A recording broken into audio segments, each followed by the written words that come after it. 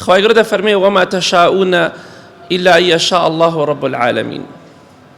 ئێوە ناتوان یەک شتێک بکەن ئیلا بە ئیزنی خوای گەورە نەبێت، بە ویستی خوای پەروەردگار نەبێت.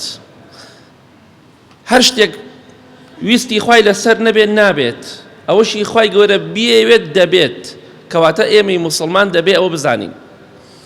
بە پشتیوانی خوای گەورە ئینشاءالله ئەمڕۆ دەمانەوێت باسی خاڵێکی گرنگ بکەین کە لە ژیانی ڕۆژانەماندا ڕەنگ بداتەوە. ئەوش وشەی ئینشاءاللهیە. ئینشاءالله نەک ئیشەڵڵا، ئیشەڵڵا نا، ئینشاءالله واتە ئەوەی خوا بیەوێت ویستی لەسەری بێت ئەوە دەبێت.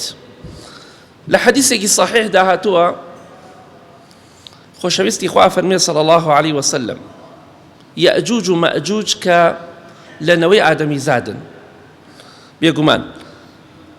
ئەو سەدەی کە زوڵقەرنەین ڕەحمەتی خوای لێبێ کردوویەتی لە قورئانە باس کراوە لە سوورەتی کەهف، ئەو سەدەی کردووە.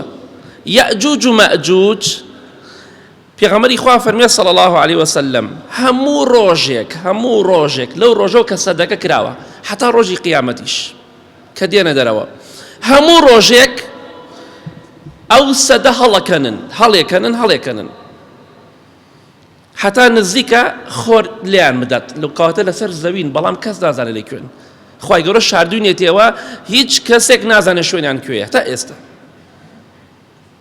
بەڵێ دەفەرمێ خەریکە تیشکی خۆر ئەبینن ئەڵێن هیلاک بووین بەیانی دێینەوە، هەڵی ئەکەنین بۆی دەرچین. پێغەمبەری خوا فەرمێ صلی الله عليه وسلم دەمسپێکەیان گەورەکەیان ئەوەی کە سەرپەرشتیان دەکا پێیان دەڵێ واز بێنن بەیانی دێینەوە.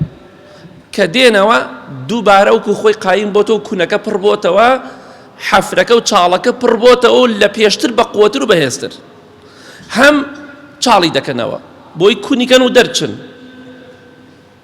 هەموو ڕۆژێک لەو ڕۆژەوە کە سەدەکە کراوە چەند هەزار ساڵە ئەوان کونی دەکەن خەریکە خۆر دەربکەوێ و تیشکی خۆر ببینن دووبارە واز دێنن.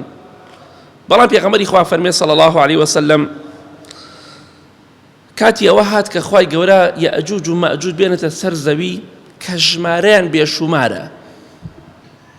یەئجوج و مەئجوج بە قیرائەتیشە یاجوج و ماجوج، هەردووی دروستە و لە قورئانە هاتووە لە قیرائەکانی ترە.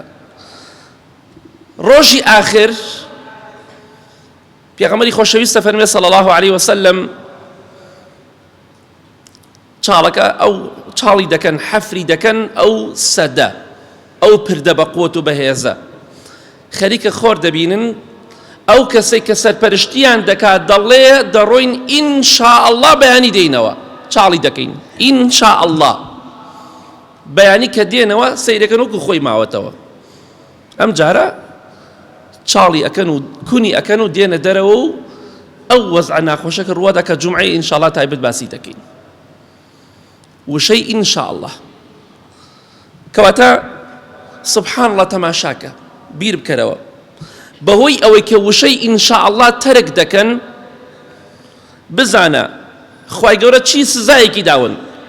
چەند هەزار ساڵە چاڵ ئەکەن و حەفر ئەکەن و کون ئەکەن هیچیان پێ ناکرێ، ناتوان لەو سەدە دەربچن چونکە ئەمری خوای دەسەرە. بەڵام ئەو ڕۆژەی کە دەڵێن ئینشاءالله بۆ بەیانی چاڵی دەکەن و دەردەچن. کەواتە وشەی ئینشاءالله زۆر گرنگە. سەتەها جار چەندەها شت ویستومانە بیکەین ئینشاءاللهمان نەکردووە خوا سزامانی دا و دەستمان نەکەوتووە.